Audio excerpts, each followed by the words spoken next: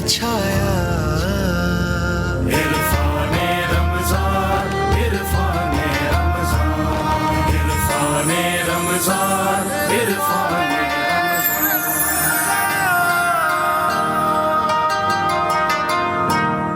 عرفان رمضان میں خوش آمدید کہیں گے آپ کو. خواتین و حضرات، اسلام و فوبیا کے حوالے سے گفتگو چل رہی ہے. چاہتے ہوئے نہ چاہتے ہوئے، دانستہ غیر دانستہ، یہ میرا اور آپ کا موضوع ہے، اور یہ صرف پاکستان میں نہیں بلکہ ہر کرۂ ارض کے ہر مقام پر، بلکہ اس سے بھی زیادہ یہ کہ اگر آپ کسی اور جگہ پہ لٹریچر سے تعلق رکھتے ہیں، جو نصاب آپ کے سامنے آتا ہے اس میں بھی ہم دیکھتے ہیں کہیں نہ کہیں اسلام و فوبیا موجود ہوتا ہے. ہمارے یہاں بھی اس کا ٹرانسفارمیشن کا سلسلہ جاری و ساری ہے، جس پہ ابھی تک ہم نے اس طرح سے غور نہیں کیا. علامہ صاحب سے پوچھنا چاہتا ہوں، یہ ورڈ جو ہے اپنی ذات میں تھوڑا سا اختلاف رکھتا ہے. ڈاکٹر محسن نقوی صاحب ہمارے ساتھ پروگرام میں تشریف فرما تھے الف لام میم، انہوں نے کہا اسلام و فوبیا نام کی کوئی چیز ہے ہی نہیں. اسلام سے بھلا کسی کو کیا اختلاف ہو سکتا ہے؟ اسلام دین فطرت ہے. یہ مسلم فوبیا ہے، اس کی ڈیفینیشن ہی غلط ہے، اس کو غلط نام سے ملایا گیا ہے. آپ کیا کہتے ہیں؟ بڑی معذرت کے ساتھ آپ نے نام لے دیا، لیکن میں کسی شخصیت سے اختلاف نہیں کرنا چاہ رہا، میں اس ٹوٹل بات سے اختلاف کرتا ہوں. نہیں، اسلام و فوبیا کے نتیجے میں مسلم فوبیا پیدا ہوا ہے. صحیح. اصل خطرہ مسلمان سے تھوڑی ہے. مسلم فوبیا تو وہ ہوتا ہے نا جو مسلمان سے خطرہ ہوگا. اصل خطرہ مسلمان سے تھوڑی ہے، اصل خطرہ تو اسلام سے ہے. اصل مسئلہ، اب دیکھیں ہم آپ کو بتائیں مسئلہ کیا ہوا ہے. دیکھیے، جب 18ویں صدی میں فرانسیسی انقلاب آیا نا، فرانس کا انقلاب آیا، تو ایک وہ جمہوریت کی لہر چل پڑی، وہ جمہوریت جمہوریت جمہوریت. اگر یہ الگ بات ہے کہ آج بھی جمہوریت، جس ملک کی جمہوریت ہے اس کی اپنی ڈیفینیشن ہے. ہمارے یہاں بھی ماشاءاللہ اپنی ڈیفینیشن ہے. یہاں تک کہ جو حکمران آ جائے اس کی بھی اپنی ڈیفینیشن ہے. یعنی جمہوریت جس کے جو فائدے میں وہ جمہوریت ہے نا، دنیا میں بھی ایسی ہے. جس ملک میں جمہوریت ہے وہاں اس کی اپنی ڈیفینیشن ہے، یہ الگ بات ہے. لیکن پھر بھی وہ ڈھنڈورا پیٹ رہا ہے، جمہوریت جمہوریت جمہوریت. جمہوریت کی تحریکوں کے نتیجے میں جب کیپٹلزم اپنے عروج پر پہنچا، سرمایہ داری نظام یہاں تک پہنچا کہ بھوک سے لوگ مرنے لگے، اور پھر وہ امریکہ میں مزدوروں کے قتل عام کا واقعہ پیش آیا، شکاگو کا واقعہ پیش آیا یوم مئی کا سارے قصبے. وہاں سے اس نے جنم لیا، کس نے؟ سوشلسٹ تحریکوں نے. اچھا. علامہ صاحب، وہ بھی یورپ کے لیے خطرہ نہیں تھا، وہ بھی خطرہ نہیں تھا ان کے لیے. سوشلسٹ تحریک، یہ وہ زمانہ ہے جب اسلام کا حسین چہرہ سامنے لانے کی کوشش کر رہے تھے جمال الدین افغانی جیسے لوگ، اچھا، حسن البنا جیسے لوگ، یہ اس کے بعد والی ٹیم ہے، سید قطب جیسے لوگ. پوری دنیا میں ہمارے یہاں بچوں کو یہ اتنی تفصیل سے نہیں پڑھایا جاتا نا، ہمیں تو سارا مغرب پڑھایا جاتا ہے. ہمارے تو سسٹم بھی وہی چل رہے ہیں. کم سے کم تاریخ تو پڑھا دو، برِ صغیر کی تاریخ، یہ 200 سال کی تاریخ تو پڑھاؤ کہ مسلمانوں نے کیا کیا کیا ہے. جمال الدین افغانی نے پورے دنیا میں پھر کے مسلمانوں کو ایک کرنے کی کوشش کی نا، لیکن اس حد تک حکمران ہمارے جو تھے وہ جس کو کہتے ہیں کہ برطانوی سامراج کے آگے ڈھیر ہوتے چلے جا رہے تھے، حکومت ٹوٹ رہی تھی، سلطنت عثمانیہ جا رہی تھی. تو یہ وہ صدی ہے، 19ویں اور 20ویں صدی کا نصف جو ہے اس میں اسلامی تحریکیں عروج پکڑ رہی تھی، بنیادیں پکڑ رہی تھی. اور ان اسلامی تحریکوں کا خاصہ یہ تھا، تاریخ اٹھا کے پڑھ لیجیے گا، میں تاریخ کا طالب علم ہوں، تاریخ پڑھاتا بھی ہوں. خاصہ یہ تھا کہ وہ فرقے واریت سے بالا تر تھی تحریکیں. اچھا. جتنی بھی تحریکیں تھیں، آیت اللہ کاشانی کی تحریک ہو جو ڈاکٹر مصدق کے ساتھ مل کے جنہوں نے شاہ کو پہلی بار بھگایا تھا، نواب مجتبیٰ صفوی کی تحریک ہو، حسن البنا کی تحریک ہو، آپ کے سید قطب کی تحریک ہو، جتنی تحریکیں تھیں، مفتی اعظم فلسطین جس میں شامل تھے وہ بھی، جتنی بھی تحریکیں تھیں، ان سب کا آپس میں ایک اتحاد تھا، نہیں ملے ہوئے تھے سب. اور ایک میں نام ذہن میں آ جائے گا میرے بھی چلتے چلتے، ایک بین الاقوامی تنظیم بنی ہوئی تھی جو پوری دنیا کے مسلمانوں کو ایک جگہ جمع کی ہوئی تھی، علماء. تو یہ پوری دنیا میں ایک تحریک. وہاں سے پھر ان کو یہ خطرہ ہوا کہ سوشلزم سے بھی بڑا خطرہ اسلام ہے. اچھا. اگر یہ سسٹم آ گیا تو سوشلزم اور جو ڈیموکریسی کا ہم نے یہ شربت پلایا ہوا ہے، مغربی شربت جو پلایا ہوا ہے لوگوں کو، وہ اس سے جناب یہ سارا ختم ہو جائے گا، برباد ہو جائے گا. ان کے پاس ایک سسٹم ہے، مضبوط سسٹم ہے. وہاں سے یہ ساری لڑائیاں شروع ہوئی. اسلام و فوبیا کا آغاز ہوتا ہے وہاں سے. مسلمانوں میں دہشت گردی کا کیا تصور؟ مسلمانوں نے کہاں دہشت گردی کی؟ جتنے دہشت گرد بنائی گئی ہیں تنظیمیں، کس نے بنائی ہیں؟ مسلمانوں میں بھی اگر اس چیز کو لایا گیا، ایک پلانٹڈ اس کے ذریعے سے لایا گیا نا، مسلمانوں کے ساتھ تو دہشت گردی ہوئی. 18ویں صدی، 19ویں صدی، 20ویں صدی، قتل عام کر کے، کھوپڑیوں کے مینار تعمیر کر کے، شہروں کو جلا کے، شہروں کو برباد کر کے. خلافت عثمانیہ ایسے تو نہیں ختم ہوئی نا، کتنے قتل و غارت گری کے بعد ختم ہوئی ہے. فلسطین میں کس نے قتل و غارت گری کی ہے؟ مسلمانوں نے کہاں کی ہے؟ مسلمانوں کے ساتھ ہوئی. لیکن جب یہ تحریکیں پروان چڑھنے لگیں، یہ اسلامی تحریکیں آگے بڑھنے لگیں، تو اب ضروری تھا، اور ابھی گزشتہ یعنی 70 اور 80 کے عشرے میں تو اور زیادہ شدت کے ساتھ یورپ میں بھی یہ جانے لگا پیغام کہ نہیں، اسلام اسلام اسلام. اسلامی تحریک جو اسلامی انقلاب آئے تھے ان کی وجہ سے عرب ممالک میں بھی لوگوں میں ٹھیک ہے بیداری پیدا ہوئی. جب بیداری کی تحریکی پیدا ہوئی تو انہی نے اس کو کنورٹ کرنا چاہا. ٹھیک ہے تو ظلم یہ ہوا کہ ہماری تحریکیں تو کے ہاتھوں میں تو ملک نہیں تھے, ملک تھے ان حکمرانوں کے ہاتھوں میں جن کی طرف مفتی صاحب نے اشارہ کیا ہے. ٹھیک ہے وہ حکمران تھے ان کے کاسالیس, ان کے بوٹ پالش کرنے والے حکمران تھے. ان سے ہماری جانی نہیں چھوٹ رہی کسی طرح سے. لہٰذا کیا ہوا, ان حکمرانوں کے ذریعے سے ان تحریکوں کو کچلا گیا, اچھا دبایا گیا. اس کے لیے ایک کارڈ یہ استعمال کیا گیا کہ ایک گروہ کو تیار کیا گیا جس گروہ کے سرغنوں کے بارے میں ہمیں یہ بھی نہیں معلوم کہ وہ مسلمان بھی تھے کہ نہیں تھے, اچھا مسلمان بھی ہیں یا نہیں ہیں. لارنس آف عربیہ کون تھا, کرنل لارنس نہیں وہ تو واضح ہو گیا, کیپٹن ہیمفرے کون تھا, انگریز. سمجھ میں آ رہی ہے بات. آج بھی وہی کھیل کھیلا گیا. وہ دہشت گردی اس لیے کروائی گئی تاکہ اس کے مقابلے کے لیے اس کو کچلنے کے لیے پوری دنیا میں اس کو کھڑا کیا جائے. تو اس دہشت گرد گروہ کے خلاف جو یہ کر رہا ہے کارروائی, کیا آپ نہیں ہیں یا میں نہیں ہوں, جیسے وہ کہتے ہیں کہ ہم ان کے خلاف ہیں, جیسے مفتی صاحب نے اشارہ کیا کہ نہیں وہ پورا یورپ ان کا حامی نہیں, تو پورا اسلام کا حامی ہے, پورے مسلمان کا ان کے دہشت گردوں کے حامی ہیں جو دہشت گردی کر رہے ہیں. تو یہ ایک ڈرامہ رچایا گیا بین الاقوامی سیاست کو کنٹرول کرنے کے لیے کہ ان کو دہشت گرد شو کر کے. فلسطین میں دہشت گردی کون کر رہا ہے, ہمارے ساتھ ہو رہی ہے, ہم کر رہے ہیں. یمن میں کون کر رہا ہے, سیریا میں کون کر رہا ہے, شام میں کون کر رہا ہے, لبنان میں کون کر رہا ہے, ہمارے ساتھ تو ہو رہی ہے دہشت گردی. علامہ صاحب کہنا چاہ رہے ہیں کہ یہ پورا سلسلہ ہے اور یہ ہمارے ساتھ ہوتا چلا آ رہا ہے. اور میں اس بات کو اس حد تک تو سمجھ سکتا ہوں کہ ظاہر چنگیز خان مسلمان نہیں تھا, ہلاکو خان مسلمان نہیں تھا, لینن اسٹالن مسلمان نہیں تھے, یہ سارا کمیونزم کا سسٹم مسلمانوں کا نہیں تھا. اس سے آگے بڑھ کے جاتے ہیں اڈولف ہٹلر مسلمانوں سے کوئی تعلق نہیں رکھتا تھا. یہ سب لوگ غیر مسلم لوگ ہیں. مگر سوال یہ بھی ہے اور یہ میں علامہ صاحب سے پوچھنا چاہتا ہوں, کربلا میں ہونے والا معاملہ بھی تو ایک دہشت گردی کا معاملہ ہے اور وہ تو اہل اسلام کے درمیان ہوا تھا. تو ہم یہ کہہ سکتے ہیں اور یہ کہہ کے بری ذمہ ہو سکتے ہیں کہ اسلام میں تو ایسا کوئی حل ہے ہی نہیں, کوئی معاملہ ہے ہی نہیں, یہ تو آج کی پیداوار ہے, ہم پہ الزام لگایا جاتا ہے. بسم اللہ الرحمن الرحیم. بات ہو رہی ہے اسلاموفوبیا کی. حضور اکرم صلی اللہ علیہ وبارک وسلم نے جب اسلام کی دعوت دینا شروع کی تو مخالفین نے اس کا مقابلہ کیا. تو وہ مقابلہ نہیں تھا کہ اسلام کے اخلاق کے اندر, تعلیمات کے اندر اتنی بلندی تھی.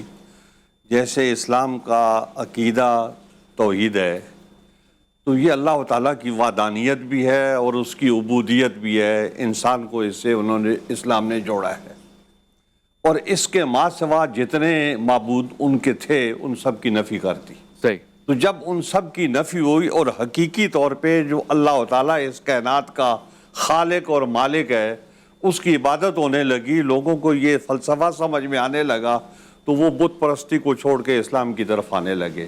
کہ عقیدہ جو بنیادی طور پہ عقیدہ توحید ہے تو اس کی کشش اتنی تھی کہ وہ بت پرستی کو چھوڑ کے اسلام کی طرف آنے لگے. وجہ فرمایا. پھر حضور اکرم صلی اللہ علیہ وبارک وسلم جو خلق عظیم کے مرتبے پر فائز تھے, تو آپ نے جس طریقے سے اپنے اخلاق کو آگے بڑھایا, جس طریقے سے لوگوں کی تربیت کی, تو وہ لوگ دیکھ دیکھ کے حیران ہیں کہ یہ ابھی تو ادھر ہی مکے میں رہتے تھے, تو ان کے اندر حضور اکرم صلی اللہ علیہ وبارک وسلم کی تعلیمات کو قبول کرنے سے یہ کتنی اچھی اور شاندار تبدیلی آ گئی ہے, لیکن وہ اس کو اچھی اور شاندار کہنے کے لیے تیار نہیں تھے. وہ یہ بات کہتے تھے کہ ہم اس پر ہیں کہ وجدنا آبانا, تو وہ پرانی تہذیب جو تھی وہ اس کو اختیار کیے ہوئے تھے, پرانا عقیدہ جو ہے اس کو اختیار کیے ہوئے تھے. تو حضور اکرم صلی اللہ علیہ وبارک وسلم کی دعوت میں اتنی کشش تھی, جب وہ مقابلہ نہیں کر سکتے تھے تو وہ یہ کہتے تھے کہ حضور اکرم صلی اللہ علیہ وبارک وسلم کے قریب مت جاؤ. جب کوئی آدمی ان کے قریب ہوتا ہے تو وہ اپنے عزیز و اقارب کو چھوڑ دیتا ہے, ماں باپ کو چھوڑ دیتا ہے, رشتہ داروں کو چھوڑ دیتا ہے, وہ انہی کا ہو جاتا ہے. تو وہ لوگوں کو روکتے تھے کہ اپنے بچوں کو, اپنے لوگوں کو حضور اکرم صلی اللہ علیہ وبارک وسلم کے قریب نہ آنے دو. تو اسی طریقے سے جب مسلمانوں نے اسلام کو پیش کیا تو دنیا نے دیکھا کہ اسلام کے کیا نظریات ہیں, اس کا نظریہ توحید کیا ہے, اس کا نظریہ رسالت کیا ہے. پھر اس کے علماء جو اس طریقے سے پھیلے ہوئے روئے زمین پر, اور وہ اسلام کی دعوت دے رہے ہیں. اور یہ بات یاد رکھیں کہ اسلام کی بنیادیں جو ہیں ان میں علماء کا کردار ہے. کردار اس لیے ہے کہ آپ دیکھیں ہمارے ہاں 4 اصول ہیں. ایک ہے قرآن حکیم ہے اور دوسرا کتاب اللہ ہے. یہ تو آپ سمجھے آسمانی ہیں, یہ تو آسمانی ہے. اور 2 چیزیں ایسی ہیں کہ جو علماء سے متعلق ہے, ایک اجماع اور ایک قیاس ہے. تو یہ دونوں چیزیں جو ہے یہ ایسی ہیں کہ ہر دور میں اسلام کے ساتھ یہ جڑی رہیں گی، اور مسلمان علماء جو ہیں وہ ان کا ایک خاص درجہ رہے گا اسلام کے اندر جو ہے۔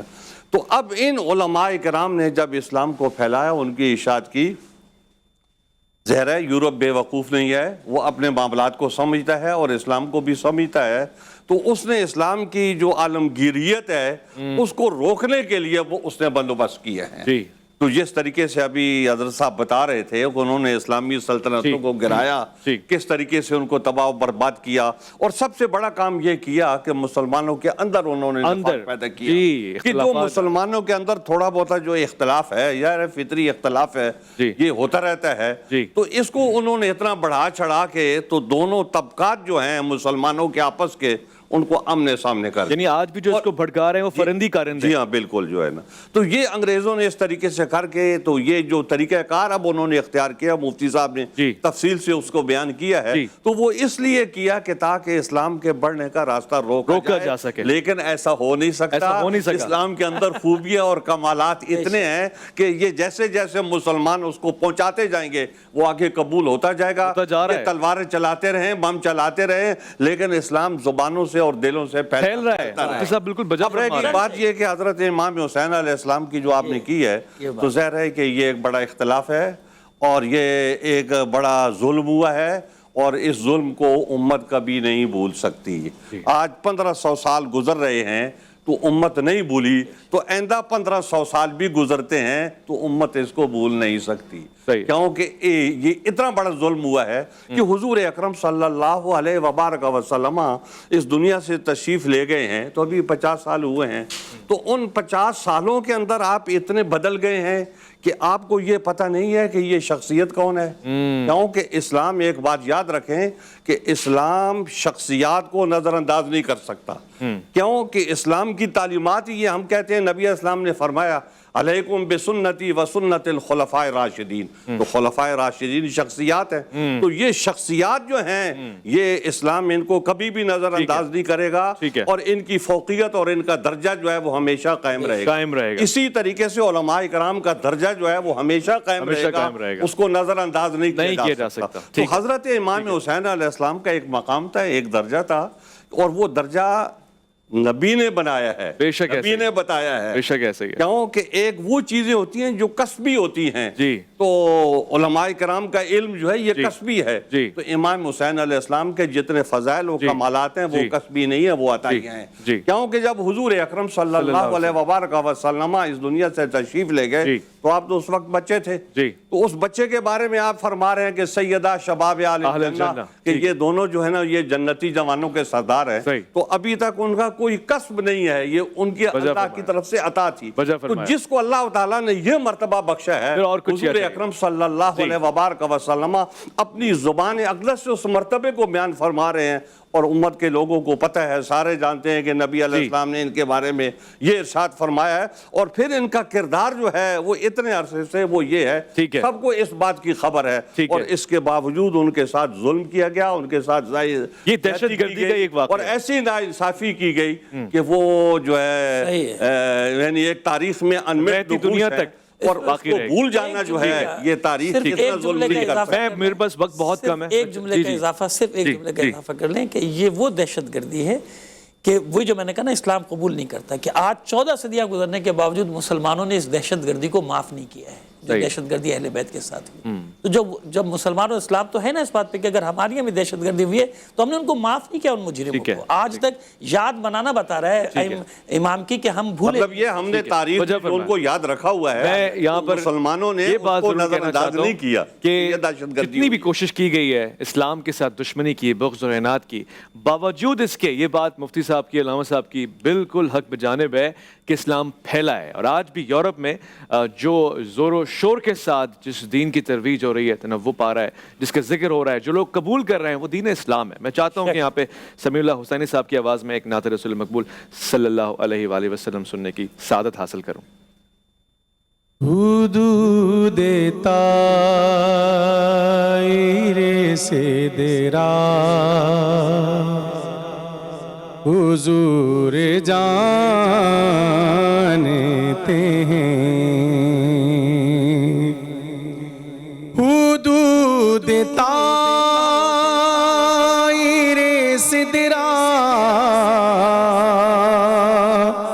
حضور جانتے ہیں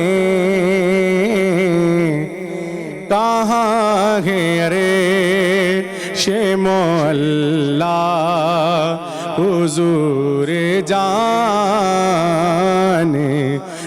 ہیں کہاں ہے عرش مولا حضور جانتے ہیں بروز حشر شفاعت کریں گے چن چن کرے بروز حشر شفاعت کریں گے چن چن کرے ہر ایک غلام کا چہرہ حضور جانتے ہیں ہر ایک غلام کا چہرہ حضور جانتے ہیں میں اس یقین سے نکلا ہوں حاضری کے لیے میں اس یقین سے نکلا ہوں حاضری کے لیے میرے سفر کا ارادہ حضور جانتے ہیں میرے سفر کا ارادہ حضور جانتے ہیں کہ بن کر ہے چھایا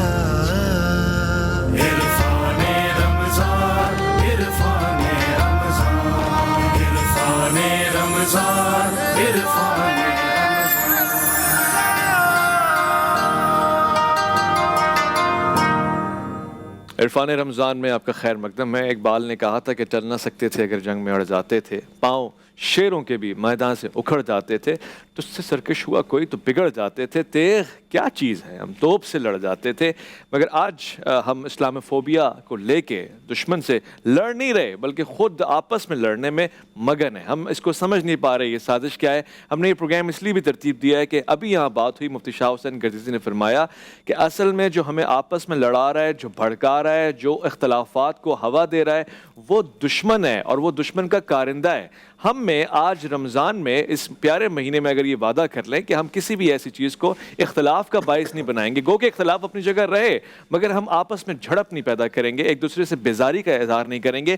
دین کو جس سے کمزور کرنے کا منصوبہ کامیاب ہوگا اس سے ہم بیزاری اختیار کریں گے, یہ بہت ضروری ہے.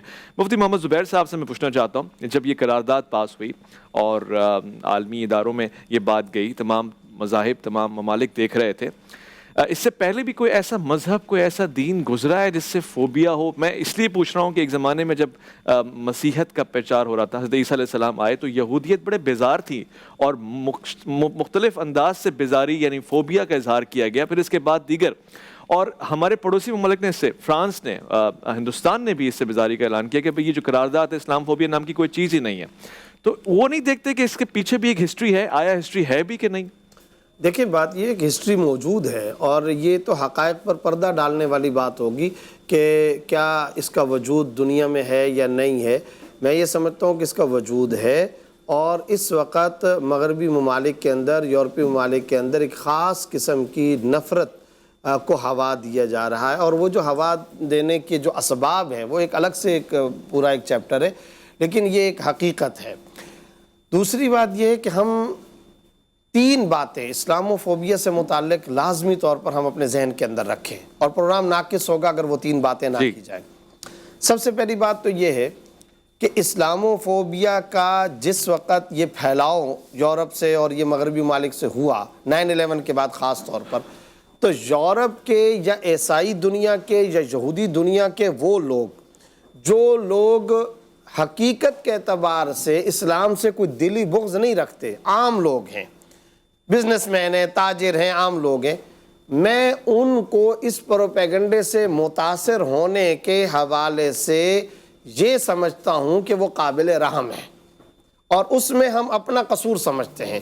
ہمیں ان کے سامنے اسلام کا صحیح پرکشش اور حقیقی مؤثر تعارف کرانا چاہیے۔ مثلا ایک چھوٹی سی بات، اسلاموفوبیا اور تنگ نظری یہ لازم ملزوم ہے، اب یہی ایک چیپٹر لے لیا جائے اور پوری دنیا کے مذاہب کے ماننے والوں کو یہ کہا جائے جس قدر وسعت مذہبی اور ملی اعتبار سے دوسرے مذاہب کے لوگوں کو برداشت کرنے کے اعتبار سے، تحمل اور رواداری کے اعتبار سے اسلام کے اندر ہے، خدا کی قسم کسی مذہب میں نہیں ہے۔ مثلا یہ بتائیے قرآن کریم کے اندر سورہ مریم ہے یا نہیں ہے؟ بالکل ہے۔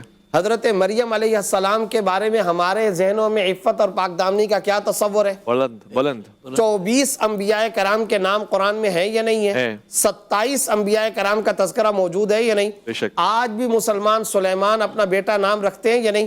ابراہیم، موسیٰ، عیسیٰ، کیا یہ نام رکھے جاتے ہیں؟ نہیں۔ سارہ علیہ السلام کے نام پر ہم اپنی بچیوں کے نام رکھتے ہیں یا نہیں؟ مریم کے نام پہ رکھتے ہیں یا نہیں؟ یعقوب ہو گئے، یوسف ہو گئے، داؤد ہو گئے، ہزاروں کی تعداد میں ہمیں کہا جاتا ہے ہم تنگ نظر۔ میں پوچھنا چاہتا ہوں عیسائی دنیا سے، تم نے اپنے بچے کا نام ابو بکر کب رکھا ہے؟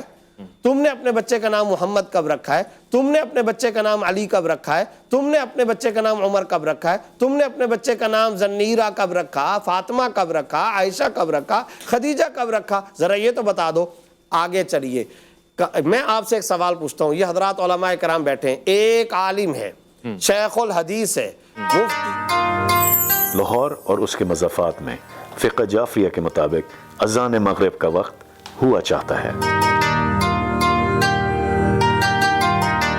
کیا حکام پر عمل پیرا ہے؟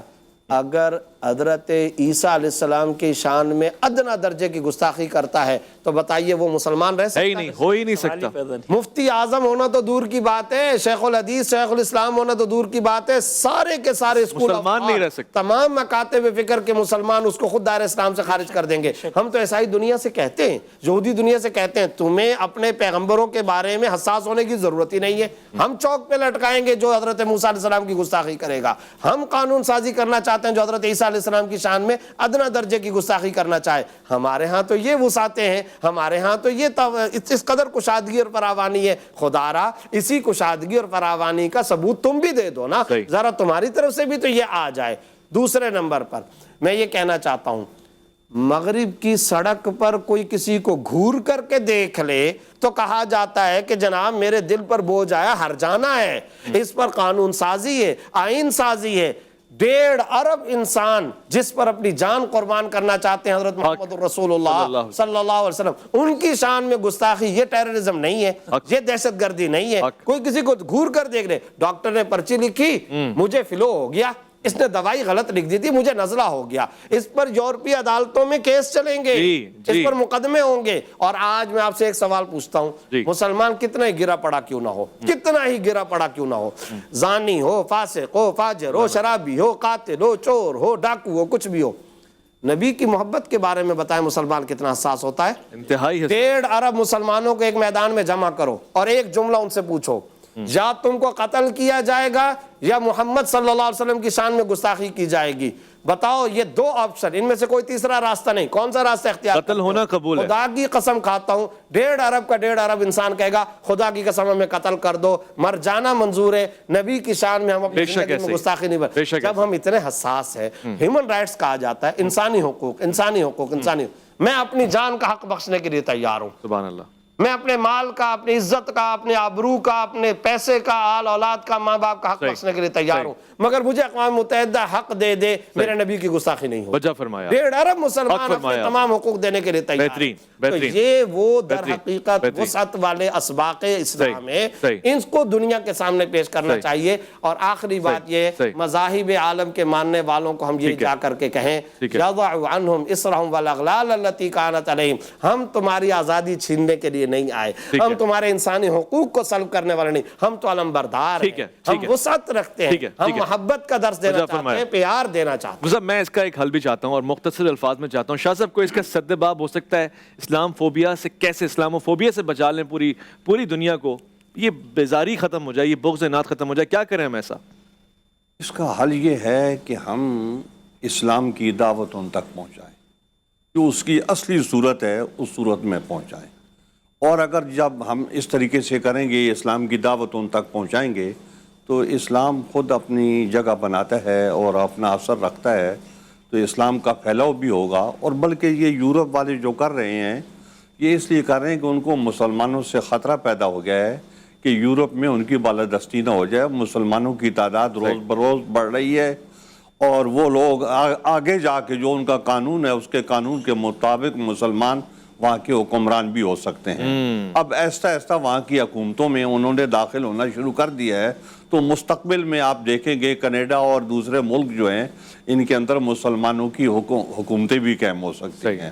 تو ان کو اس سے خوف ہے کہ کیا ان کا علاج کیا جائے، تو اس کا علاج انہوں نے یہ تجویز کیا جو مفتی صاحب بیان کر رہے ہیں کہ اسلام کو بدنام کیا جائے، اور اس طریقے سے اس کا اشاعت کا راستہ روکا جائے، تاکہ یہ یورپی جو اسلام قبول کر رہے ہیں یہ اسلام کی طرف نہ آئیں۔